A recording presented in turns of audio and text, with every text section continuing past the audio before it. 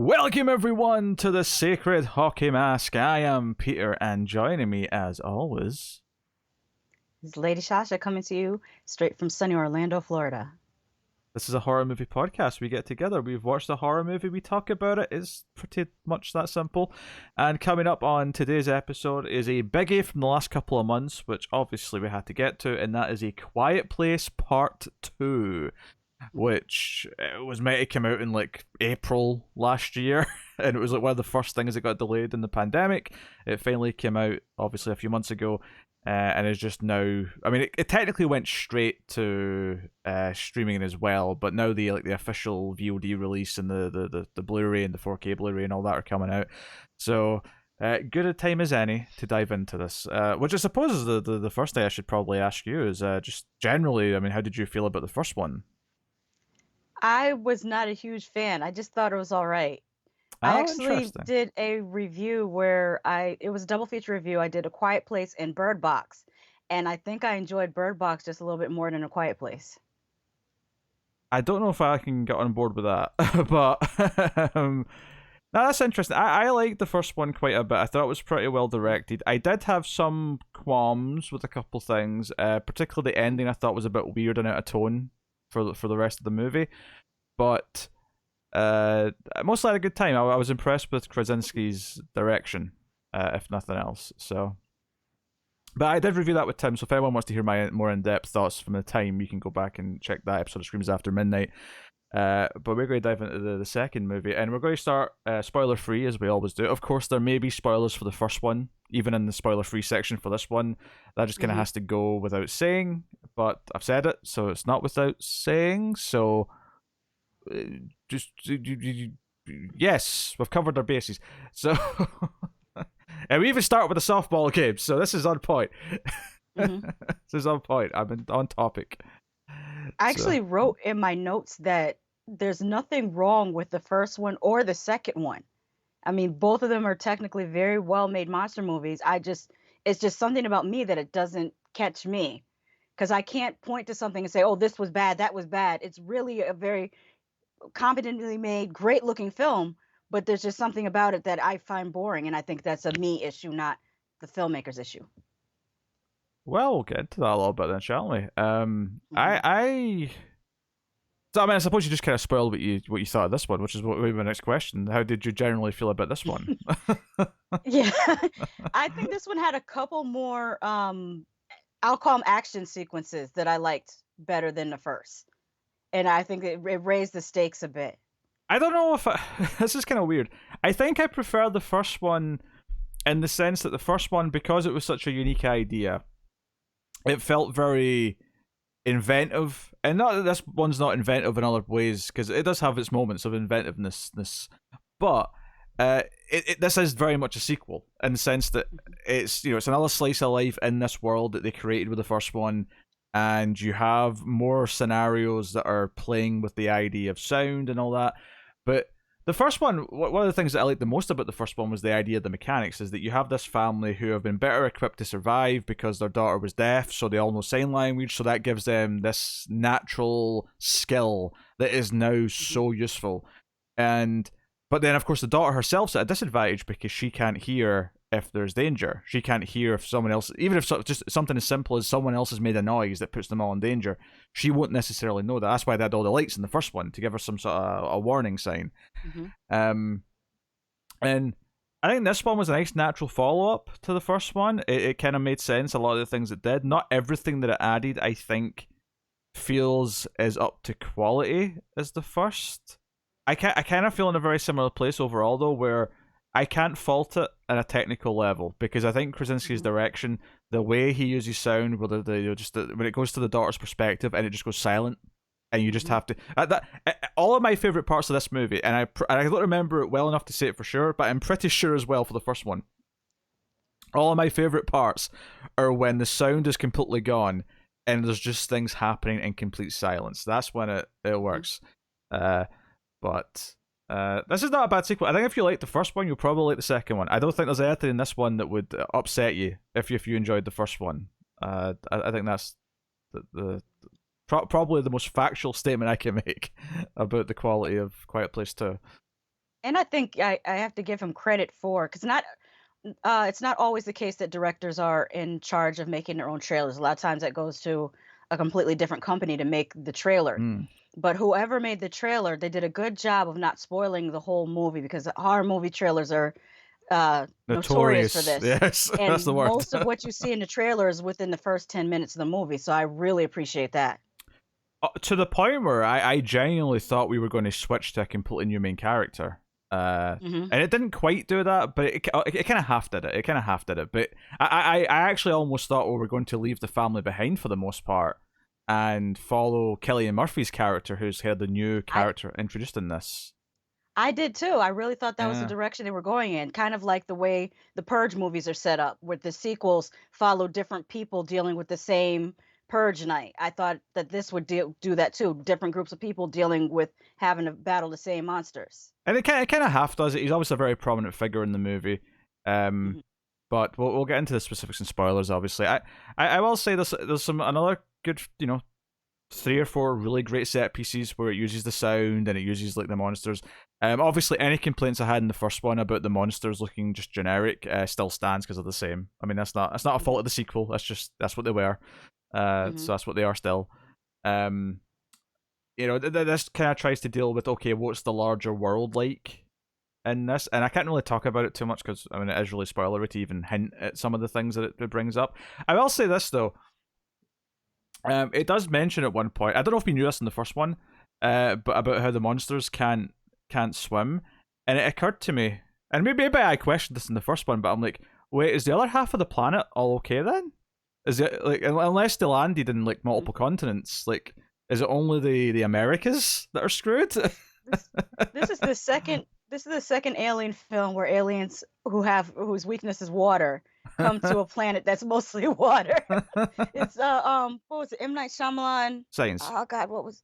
Yeah, Signs. They came to a planet that's mostly water, and then these creatures that can't swim come to a place that's Well, mostly water. Like that's not. to be fair, I don't think it's so much that they have a weakness of water because I don't think it hurts them. It's just that they can't swim. They can't swim. Yeah. So okay, yeah, sure, we can swim. We have taught ourselves to swim, but it's not like we have a Hmm. natural Well, ability this is to true. just exist in water, right? So it's a natural. I mean, to be fair, it didn't look like an intentional landing. I don't think it's spoiling too much to say that we get a flashback in this scene of day one, and it doesn't Hmm. look like an intentional. Oh, we'll just park here. We'll park on this planet. It looks more like Hmm. accidental. Like, oh shit, we're crashing. We better just make do with Hmm. this stupid little pale blue dot that we landed on. Um, so yes, so we'll get to a lot more of those details. There's not so much we can talk about in spoiler free in this one, just because so much of it is expanding upon things that obviously the first one set up, the mechanics of having a baby in a world where you can't make any noise. Uh, Hmm. so that's obviously still a factor in this one because the baby's still there, obviously. Um, the They idea. never did Oh, say whether the baby was conceived before day one or after, because I always wondered that. Like, was she already pregnant on day one, or did they conceive the baby during the time period of, you know? I don't remember the number, but you can work it out, I'm sure, because it says what day we're on. Uh, like when Yeah, it but it cut. doesn't say what. Well, I didn't notice the year or the month. Well, So, it doesn't say that, but it says what day we're on. So it's like day 400 and something. So if you just work out how many months that is, oh well, yeah. Well, you, then the baby was conceived. So why were they sneaking back and forth to a drugstore and never picked up birth control? I'm just. I mean, birth control's not 100% all the time. Hmm. You Yeah, know, this is true. you can get a a little Houdini that'll Hmm. break free, as it were. But even also the concept of trying to have silent sex, like that would be kind of difficult too for some people. But because they're parents, they're probably used to that, because as parents, Exactly. yeah, I've never heard my parents, so I'm thankful for that. Yeah. Everyone's thankful for that, I think. Hmm. Well, except for those who have heard it, in which case we commiserate with you. Yes. Love and pain. Hmm. But I mean, they got lucky with the one kid being deaf, but the brothers not so much. Hmm. Although his character is so irritating, but we'll get to that in the Sure, spoiler. sure. um, so yeah, so we still have all these things in play. Uh, yeah, it's solid. It is just as well directed as the first one. I think maybe one of the things that takes me out of it a little bit, and this was true of the first one as well, is that when it shifts to being a bit more sentimental and the music gets a bit more emotional, because otherwise the music's kind of just not there, right? And that's when I like it the most, was when it's silent and it's just the sound effects, or sometimes they even take those away and it's pure silence, and I love that. When the music comes in, that it's like, oh, all the family members we love and have lost, and like people are standing crying, or like those moments are a little bit sappy to me, and it does feel a little bit disconnected. One thing I will say, I'll explain why more in spoilers, but there's parts of this that feel very Last of Us in this one in particular, partly because there's some traveling going on, and because we even at one point there's like going through like a train that's just sort of sitting there and it's got dead bodies on it. I was getting a lot of Last of Us, but especially because there's and it's a young girl. Yeah, young I think girl. The Last of Us, but she's supposed to be 14 years old or something. Yeah, but there's also bushes and stuff starting to like come in the windows, and your typical post-apocalyptic kind of visuals, and it's like, oh, okay, that's kind of neat. I'm a big fan of those games, so it was kind of nice to get vibes of that. And then of course you have the TV show coming as well, so it's been on my mind a little bit. They're shooting the Last of Us TV show right now.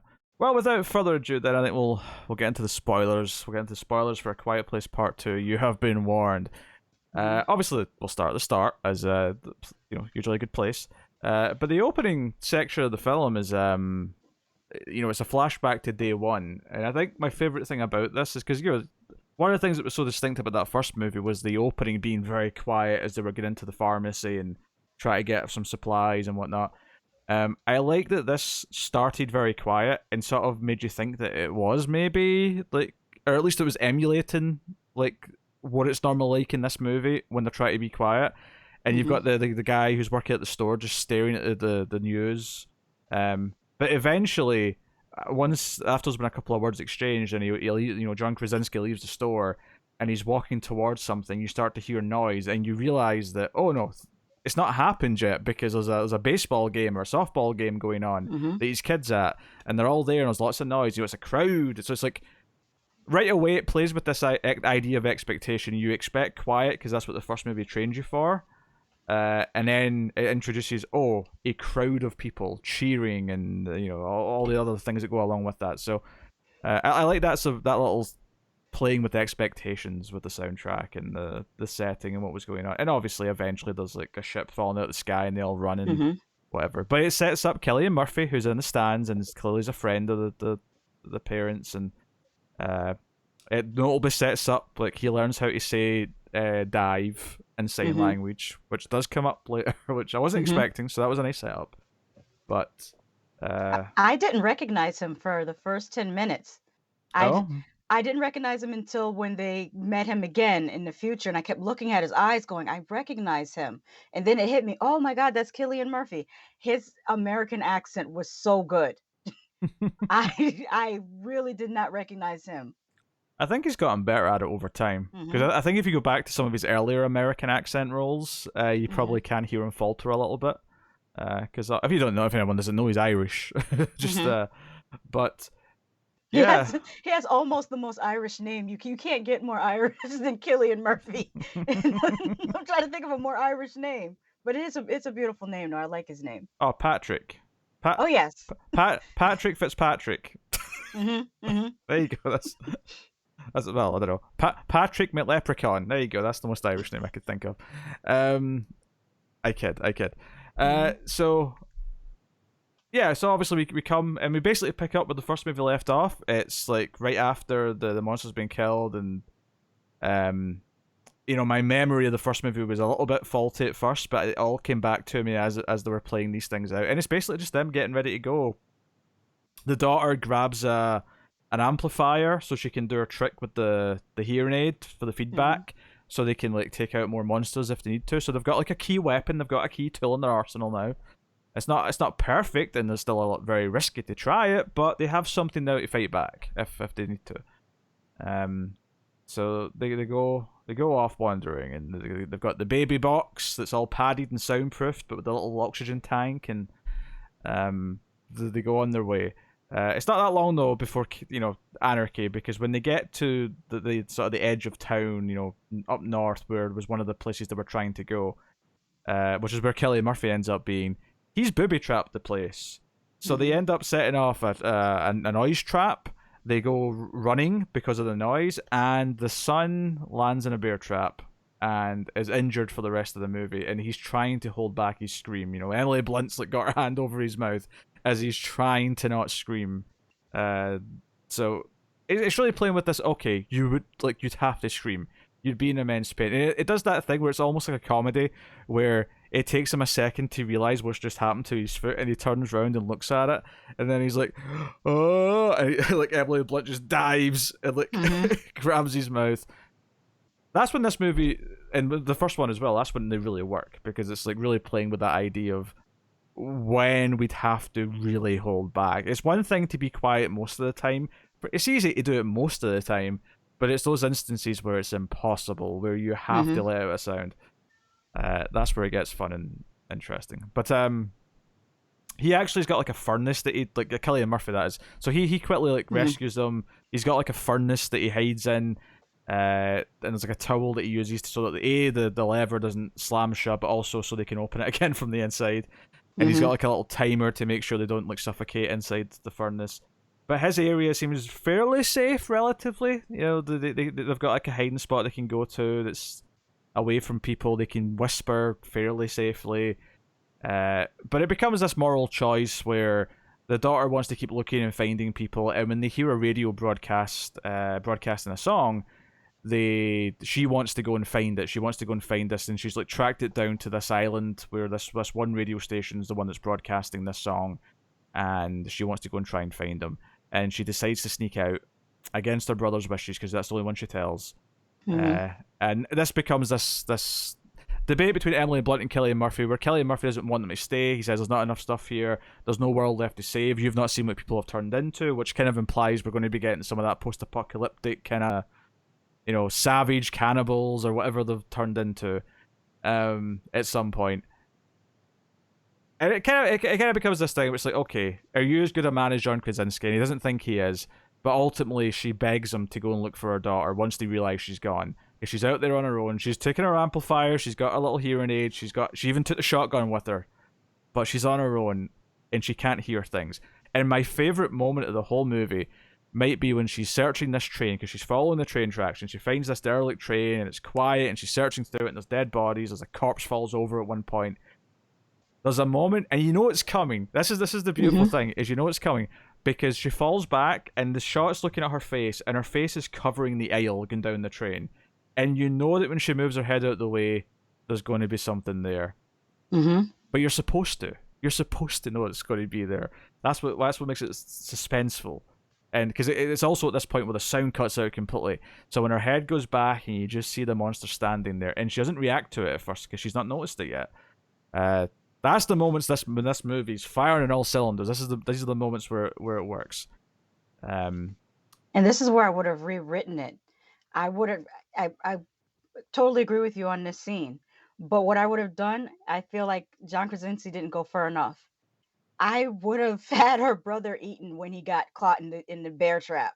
He would have been eaten, and then I would have found a way to also get rid of her mom and the baby.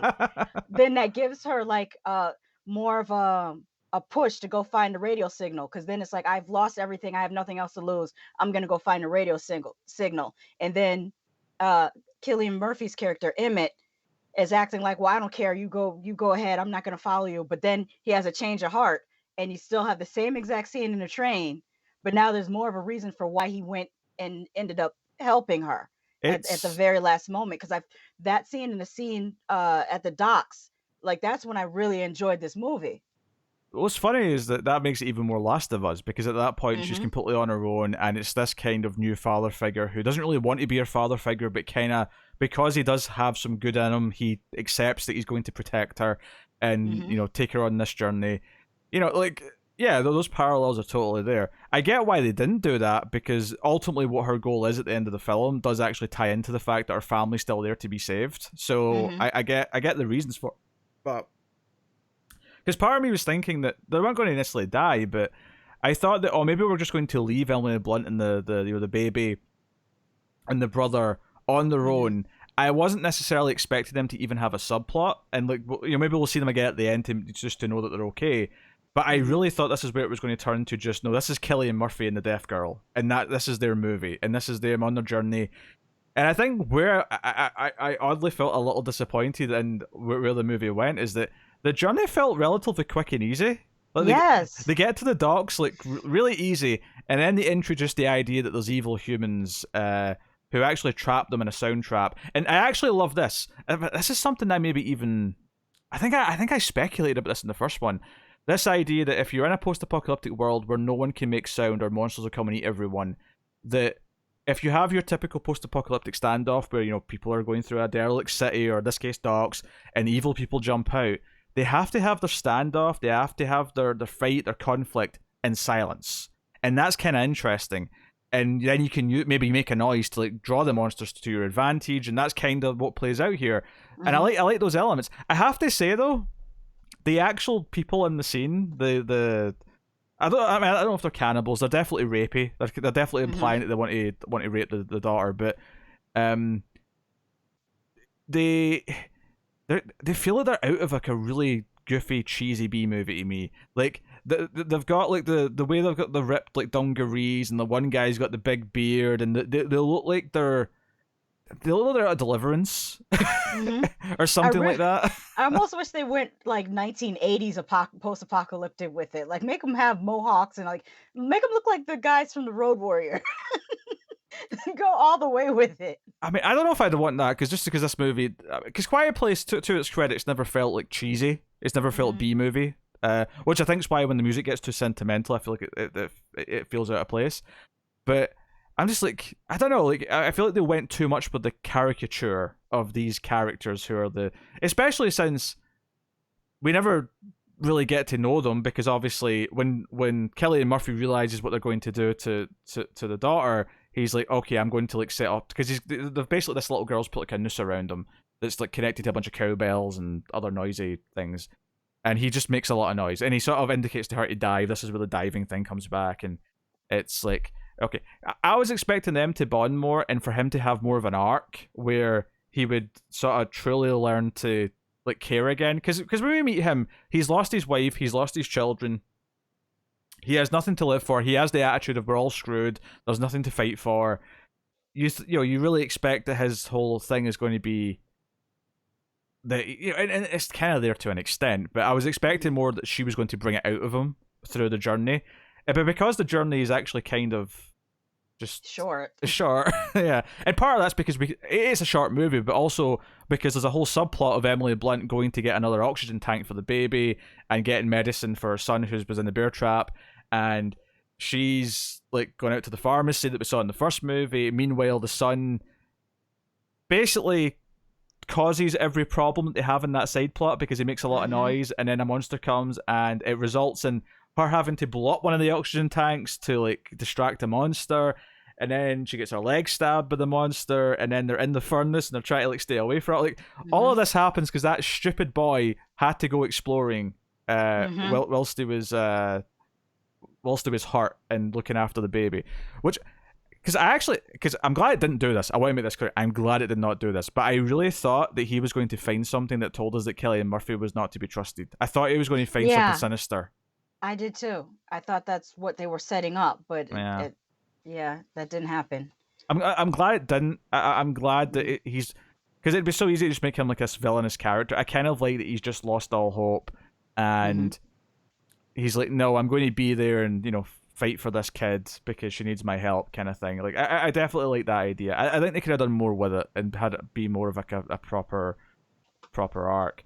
Of course, and I actually thought for a minute that these people at the docks were actually, that the song was a trap. I thought that was just a trap to lure people in. It turned out it wasn't, and there was actually an island broadcasting this music, and sure enough, Cillian Murphy and the deaf girl go over to this little island, and they find people having a barbecue, and they're all happy, and they're speaking, and they've got music playing, and they're full of noise. and they're fine. And then the dude from Gladiator shows up and is like, yeah, on day one, when they realized they couldn't swim, they started loading up boats, and most of the boats didn't make it because people are Mm-hmm. savages, and the boats didn't get to leave docks. But we made it here, and Mm-hmm. you're the first people to make it since. So welcome. Um, Oh, Jaimon Hanso, and I don't know if you're oh, old there you enough go. to That's remember this, that's the name. Yeah. but he was the video guy in Janet Jackson's Love Will Never Do video before he got his first acting gig. I think he used to model first, and then he was in the music video for Janet Jackson's Love Will Never Do in maybe 1990. Yeah, you wouldn't. Yeah, you totally would not remember that. Oh God. It's not even a I case. just realized. I just realized when you were born. I'm like, yeah, he would have been a baby. Yes, that's true. I would have been a Mhm. baby. I'm also pretty sure I've never seen this music video. Sorry to disturb you, Uh, but I'll have to send it to you because it's a very nice music video. It's like the first time Janet Jackson. It was when she went from being the teenage sweetheart to being more sexy. It was like before.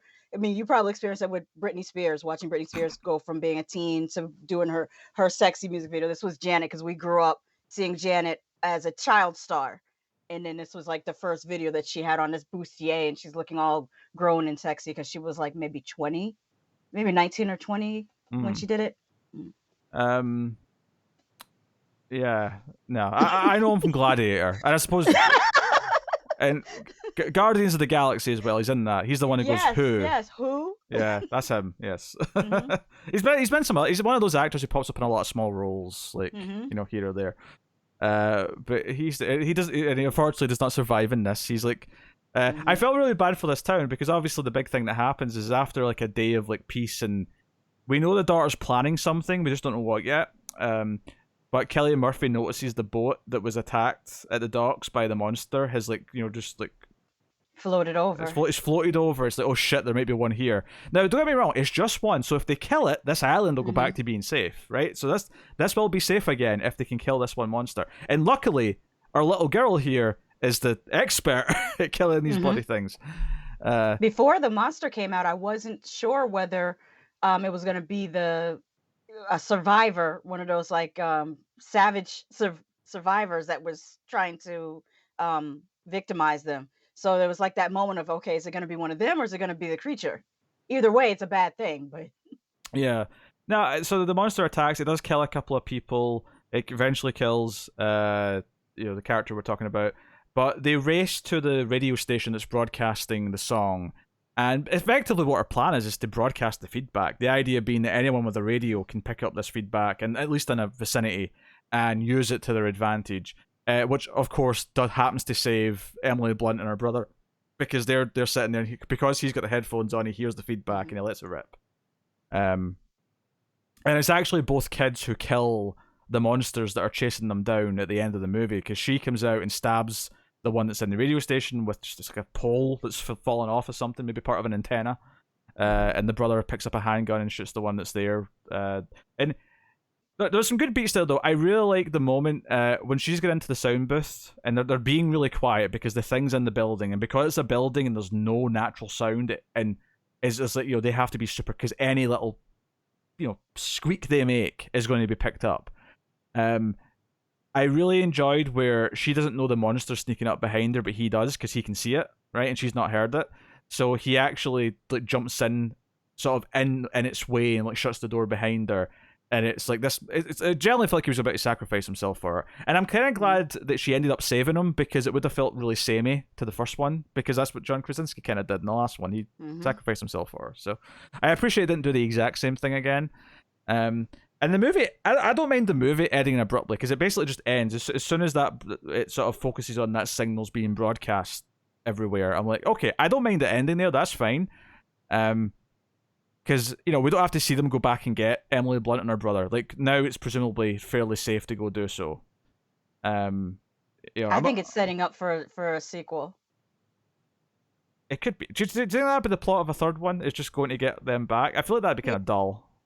yeah, I think that's what they're going to try to do. They're going to make it that they're going to, but they could expand it if there's other people on the island who also feel like there's loved ones they want to save.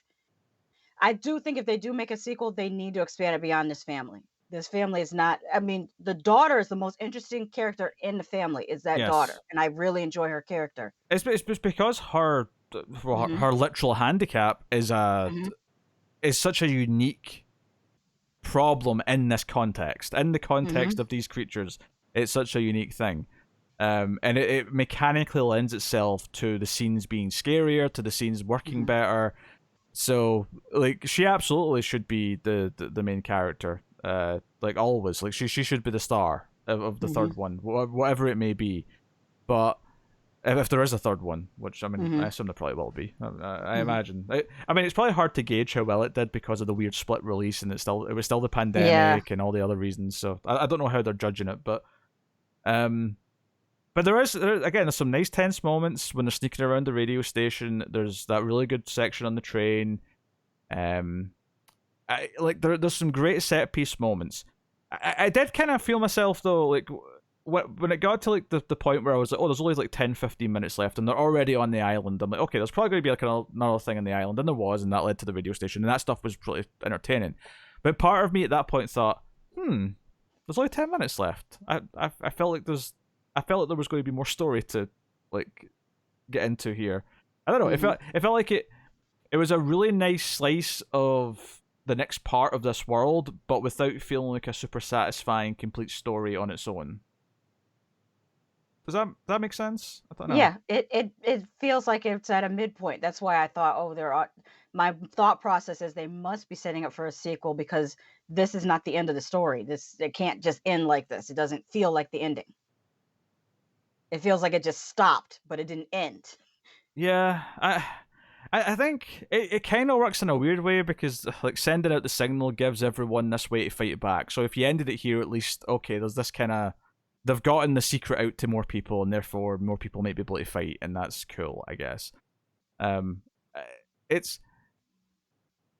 I feel really weird like dissing it a little bit because I do think it's so well directed, and I do think Hmm. the standard of the performances, the standard of the cinematography, but especially the sound mix, the sound design, and the way it uses the Hmm. lack of sound at various points is so good. But I did find myself going, oh, is that it? Like towards the Hmm. end of the film, like I was generally quite shocked just how easy the journey to get to this docks was, and like it felt like it should have been more. And it's not even so much that I want the movie to be longer. I just felt like most of the stuff with Emily Blunt and the brother, I felt like could have been just left out. Yes, exactly. They're just not compelling characters to me. And also, I feel like they probably shouldn't have set this in the United States. Maybe set it in Canada or set it in a European country, but setting it in the United States and then only showing just one little country area and ignoring the fact that we have so many states, and especially in our southern states, the glaring thing that keeps popping in my head, and I said this in my review of the first one, is this is a country where AR-15s, AK-47s, and flamethrowers are available for consumers to buy, and you don't include at least one character like how in Trimmers you had that one character that was the gun nut and had all the guns in the world. Well, him and his wife. I don't know if you remember the original Trimmers. There was one character Mm-hmm. that was him and his wife had a whole arsenal. For you not to include that character in an American movie is like this is what we have. We literally have today. We had another shooting. It was at the Smile Direct place, which Smile Direct is like a company like Invisalign that does braces and uh I think it's just braces or the clear braces for people to straighten their teeth. One of the employees today got mad and went in and shot three people. Like this is a very gun heavy place, and did not include at least one or two characters that would try to hunt these things, because there's definitely people here that would see that as a trophy and try to hunt them.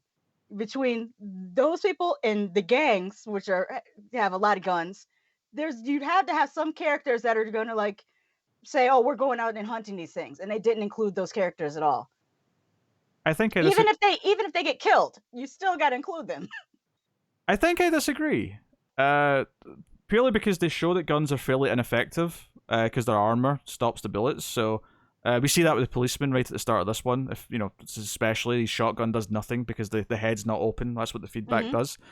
Um, and we're so far into it that I don't think there's anything wrong with it being a very small, secluded town, like out in the rural area. Like I get the desire to do that, maybe this is because you don't like bottle movies and I do. Yeah, But yeah. for me, cutting away to different locations would kind of ruin the intimacy of that I think a movie like this works with.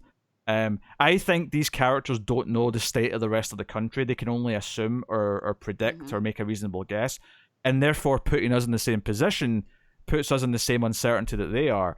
So I'll actually defend that. I think that's the right choice. Is not to show the rest of the country and not to show other places. Now, if you wanted a sequel to just be like, okay, we're going to leave them and go do another group of characters somewhere else, that's a Hmm. fair idea. I totally get that.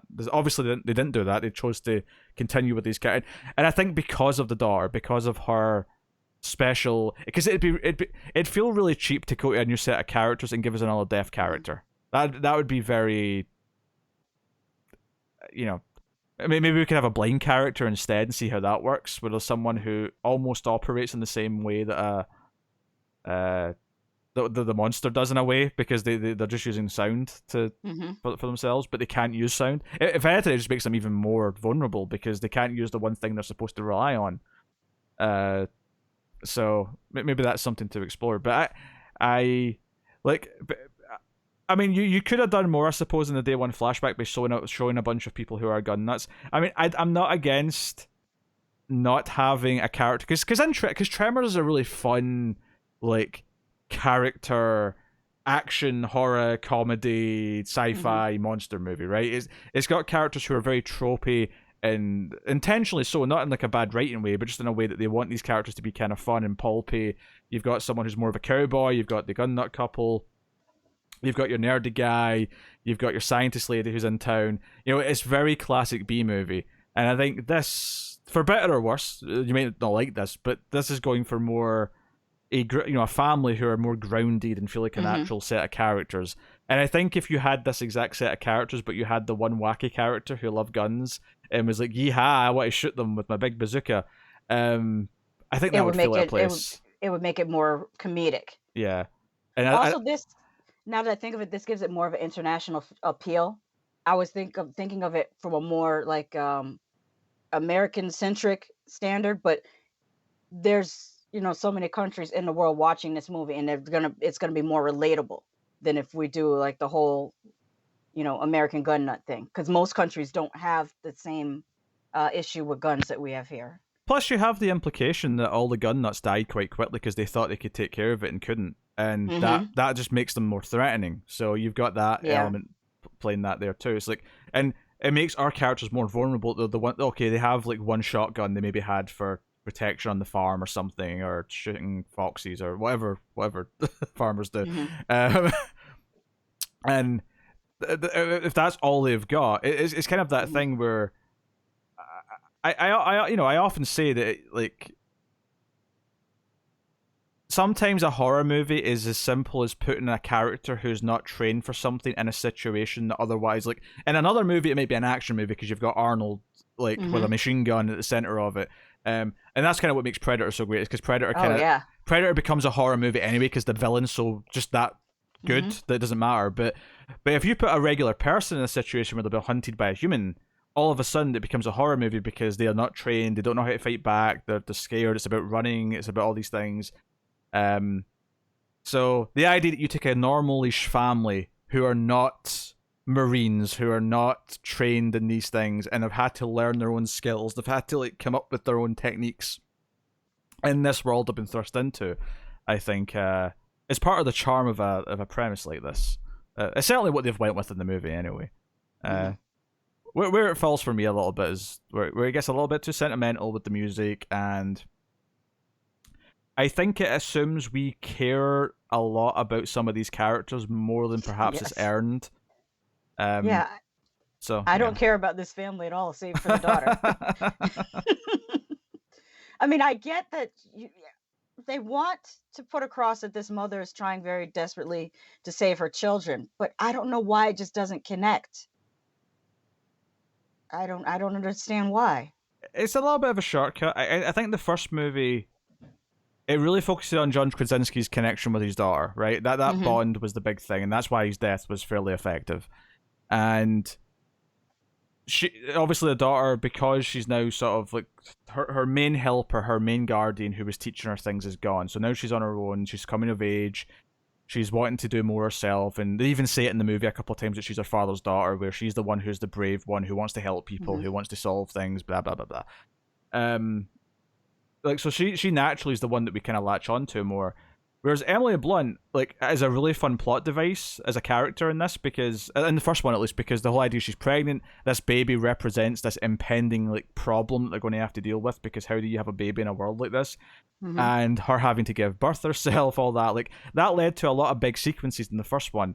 In this one, she's kind of sidelined, but they still feel the need to go back to her because she's Emily Blunt and because she was a main character in the first one, and that kind of takes away from the central story that's happening in this, I think. I think I just thought of something else why it doesn't connect. That's her own. They act as if just being a mother and having a baby is a personality trait.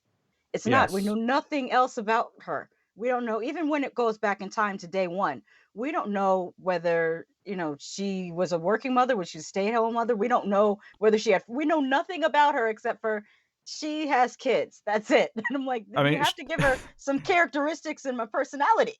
she had 3 kids, one of whom is 3. If she Mhm. wasn't a stay-at-home mum in this sort of small town, I like the nanny must have been getting paid a fortune. Yeah. That's a lot of nannying to be doing. Hmm.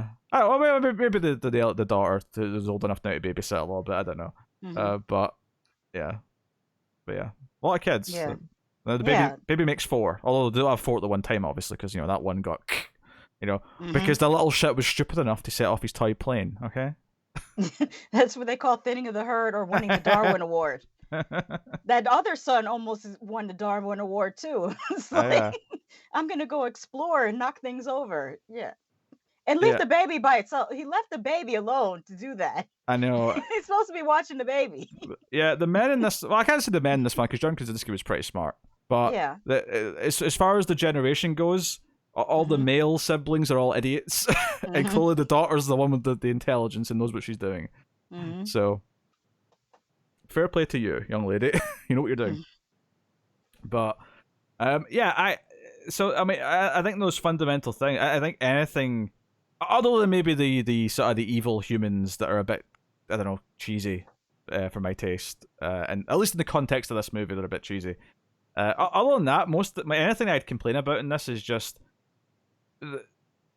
I wish it spent more time focusing on the daughter and Cillian Murphy's like sort of weird father-daughter style friendship and like his kind of redemption and like will to live and survive again and caring about someone again. I wish it spent more time in that. I wish we didn't keep cutting back to Emily Blunt so she could have her own subplot. It just kind of felt like it was needless. Other than that, anything that I have that doesn't quite work for me is the same stuff that didn't quite work for me in the first one. It's the same kind of tone problems at the various points. But the direction of the big set piece moments is really good, and the way it Yeah, uses sound design is really good. So I don't know. definitely. And that scene at the docks is probably my favorite scene in a movie with the little girl trapping Emmett. That was really, really great. Yeah. Although the first time she appears, because she does that like that horror movie thing where she runs past the camera in the foreground, Mhm. and I rolled my eyes. I was like, oh no, what are we doing? Don't do the creepy kid thing. Don't do this cliche. Why are you doing this? You're classier than this quiet place.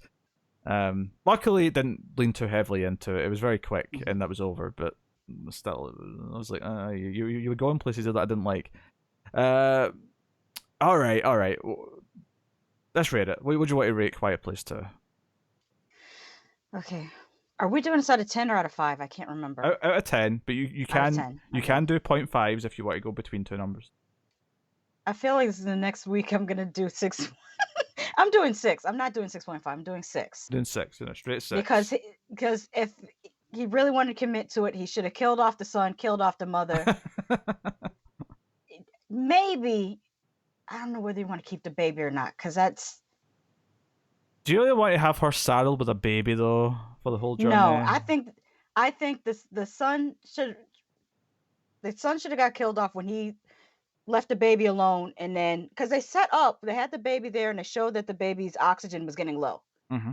So then if the son sets off, he knocks everything over in the little medical area and the creature gets him, and then the baby dies because it ran out of oxygen, and then the mother comes back and she's just distraught. Like, we're talking Tony Collette when she found a I don't want to spoil Hereditary, but we'll just say to people who've seen Hereditary, when Tony Collette found out what she found out, have Yes. that type of reaction.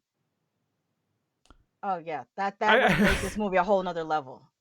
I feel like you're just adding on lots of fan fiction plot here. Yes, I Oh, rewrote it in my head. all I'll say is that they didn't have to keep cutting back to them. They didn't have to have their own subplot. They could have been Mhm. fine on their own, and we could follow these two. Admittedly, Mhm. if the rest of the family died, it would give like her and Killian Murphy kind of this weird bond because they're both the final, the sole survivors of their family. Maybe that'd give them Mhm. that extra bond. But everything else you're tacking on is just like you're going off in a wild direction. You're like, then we could do this, and there could be Yes. there could be that, and this the element. But that would have made me give this an 8 if they did that. That's why it's a 6, because he didn't go far enough. Yeah, I think I'll go a nudge higher. I think I'll say 6.5 for me. I think it's really well directed, and I think the sound mix and the way it's using the sound mix and the way that the technical choices made throughout are mostly exceptional. Unfortunately, I wish I cared a little bit more about the characters other than. Well, I mean, I like the girl and I like Killian Murphy. I just wish that it just stayed on them and didn't feel the need to keep going back to. Maybe the problem is John Krasinski because he's actually married to Emily Blunt. Maybe they just didn't want to kill his wife. He's like, no, it feels too close to home. I can't kill my wife on camera. I'm not ready for it. Maybe if the marriage is getting rocky by part 3, maybe he'll feel more comfortable killing the wife on screen. You know what? I'm in a bad mood. I'm killing you off. All right, well there you go. That's Quiet Place Part 2. You can let us know what you thought in the comments below. Please do like and subscribe. All those things are important on YouTube. They help us out a lot. They help all YouTube channels out. Yeah, they help all YouTube channels out, if I can speak properly. Of course, I'll take this time to thank our Patreon producers for the month. So thank you to Tyler Hess, Cindy Palacios, David Sharp, Board Now, Al Treisman, Christopher Moy, David Brown, and Stanley. And of course, you can support us over at patreon.com/MailFuzzTV for as little as $1 per month and get some bonuses for your trouble. In fact, starting this month in August, you'll start getting a monthly bonus episode of this very show. So plus you get other things at the $5 tier and higher and so on. So go and have a look and see if you're interested in supporting all the content. Shasha, would you like to promote your channel quickly? Oh, yes, definitely. You have to come and check out What Did I Just Watch? And this week, Crystal and I did a special Come With Us, where we went to Disney Springs and watched M. Night Shyamalan's Old.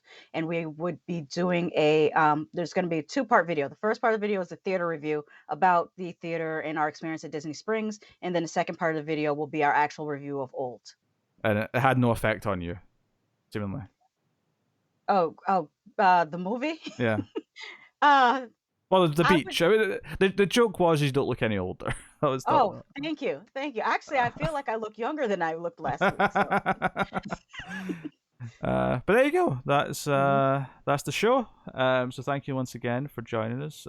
We'll see you next time. Keep watching scary movies, and if you see someone wearing the sacred mask, remember that hockey season ended months ago.